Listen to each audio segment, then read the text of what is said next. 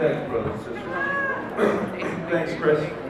Now from Social Services, we've got a few more people here. Now from Social Services and the Secretary-Treasurer of the Maryland AFL-CIO and President of AFSCME Local 112, AFSCME Council 3, biggest local, Sister Donna Edwards.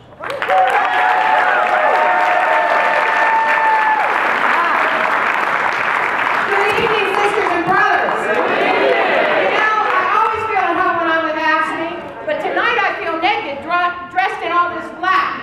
I see more green in here than I saw in the Irish bar I was in yesterday.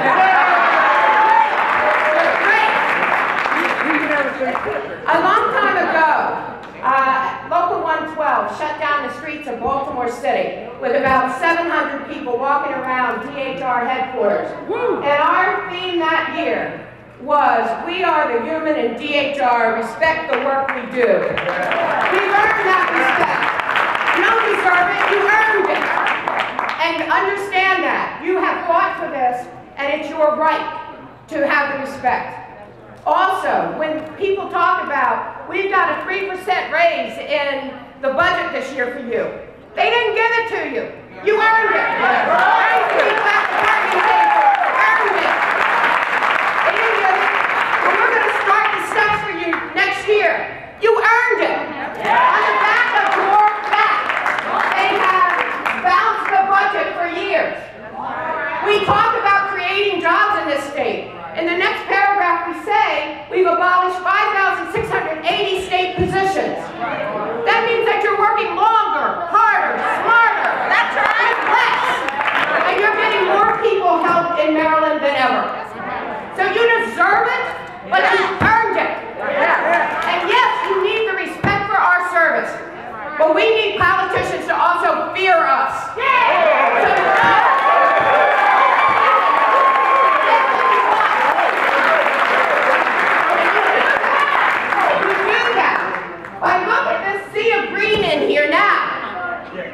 You don't end this in 15 days when this session is over. You make sure that you get acquainted with your local politicians. You get acquainted with your state senator and your state representatives. You figure out where they're going to go to the opening of a library or a new grocery store in their district. And you make sure you wear that AFSCME green t-shirt and say hello all throughout the summer.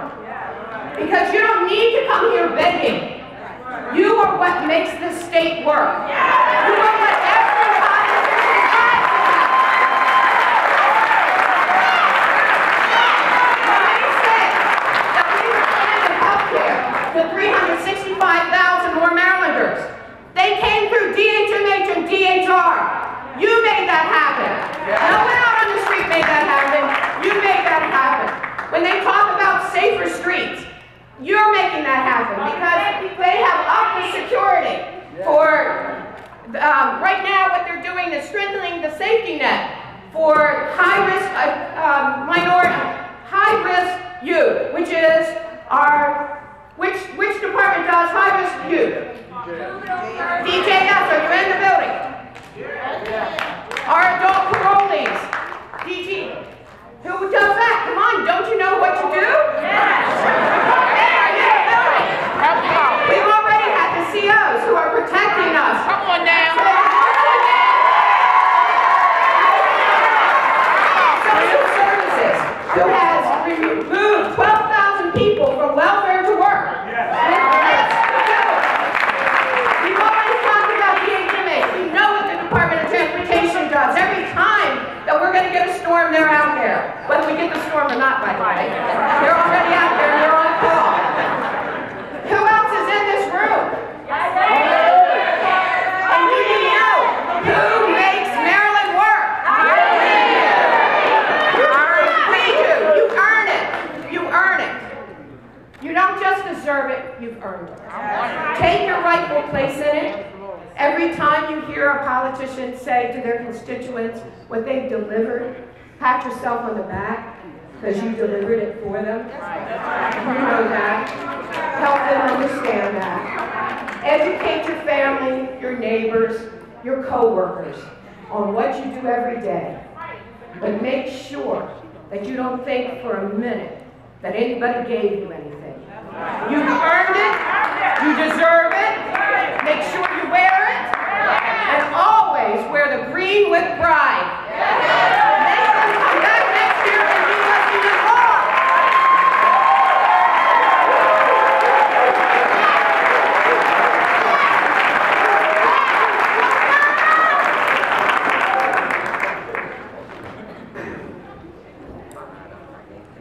Now it's my pleasure to introduce a longtime member of our union. He started in Baltimore City Jail. He became his council director, Council 67. He's a leader of his Local 44.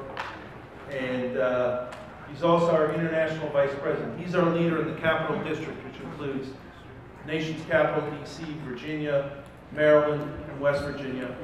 Please give a big Ashley Green welcome to Brother Glen Middleton.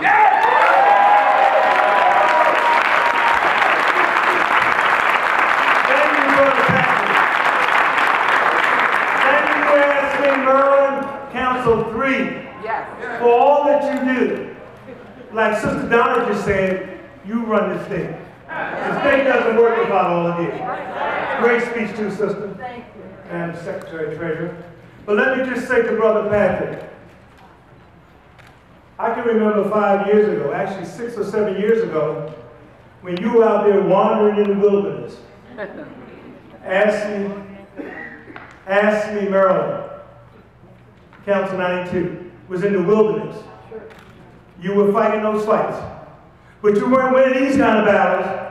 But then all of a sudden, right, Sally? You remember that, Sally, from the University of Maryland, College Park. But then all of a sudden, Patrick Moran came on the scene here in Maryland. And guess what he did? With your leadership, with you made that change. And now you're powerful now. The green machine. Maryland Ashley, Council 3. Because of his tenacity, because of his spirit, because of his feelings, because he's like you. He draws that line in the sand, like Sister Donna Edwards said. Amen. Our Secretary Treasurer and your President. He draws that line in the sand, either with us or against us.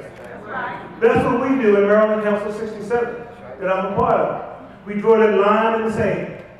And like Sister Donna said, you either respect us, right, Corey, or you fear us. And that's the way we are. We represent those counties and cities. You've got the state workers. We just have the one jail, city jail. You have the other 18 or 20 jails, which is incredible.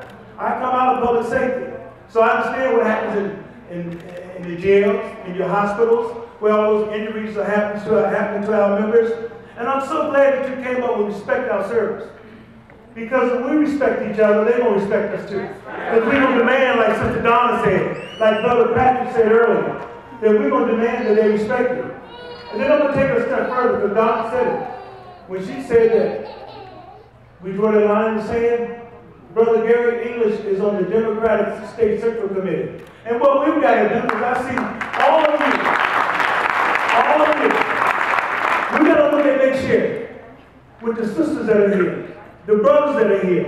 If we start looking at folks and developing them to run for office, elect people, whether it's in Western Maryland, the Eastern Shore, whether it's in Prince George's County, whether it's Montgomery County, whether it's Baltimore City. We've got to do that. We cannot, you got these young people over in the back. I see the young babies over there. We got to plan now for the next 10 to 15 years. We've got to start doing it now. We've got to fund this union.